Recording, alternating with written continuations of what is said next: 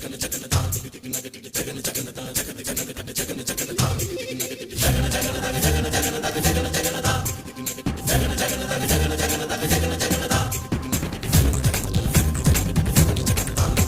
മുരളിച്ചേട്ടൻ. ചോറ്റാനിക്കരയിൽ 70 വർഷമായിട്ട് മുരളിച്ചേട്ടൻ്റെ അച്ഛനായിട്ട് തുടങ്ങിയതാണ് ഈ ഒരു ഹോട്ടൽ.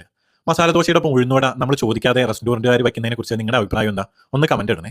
ഞങ്ങളപ്പോൾ 2 മസാല ദോശയാണ് പറഞ്ഞത്. അപ്പോൾ അതിൻ്റെ ഒപ്പം ഫ്രീ ആയിട്ട് 2 ഉഴുന്നുവടയും കൂടി വെച്ച് തന്നു. ഫ്രീ ആയിട്ടല്ല, അതിന് അവർ ചാർജ് ചെയ്തിട്ടുണ്ട്.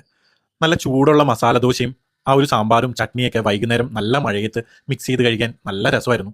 ചോറ്റാനിക്കരയിലെ ഈ ഒരു റെസ്റ്റോറൻറ്റിൽ എനിക്ക് പഴയൊരു ഓർമ്മയുണ്ട്. അച്ഛൻ്റെ അമ്മയുടെ ഒപ്പം ചോറ്റാനിക്കരയിൽ ദർശനത്തിന് വന്നിട്ടുണ്ടെങ്കിൽ ഞങ്ങൾ ആദ്യം ദർശനത്തിന് പോലും നിൽക്കാതെ ഓടിച്ചെല്ലുന്ന കടയാണ്.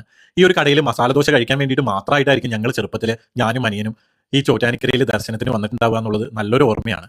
രാവിലെ ആവുന്ന സമയത്ത് ഇവിടെ നല്ല തിരക്കാണ്. ഞായറാഴ്ചയാണെങ്കിൽ പറയുകയും വേണ്ട. ഇവിടുത്തെ മസാല ദോശ ഞങ്ങൾക്ക് പഴയ നൊസ്റ്റാൾജി ആയിട്ടുള്ള ഐറ്റമാണ്. ഞങ്ങൾ മസാല ദോശയും നല്ല സ്ട്രോങ് ചായയൊക്കെ കഴിച്ചു. കുട്ടികൾക്കും നല്ല സന്തോഷമായി. അപ്പം നിങ്ങൾ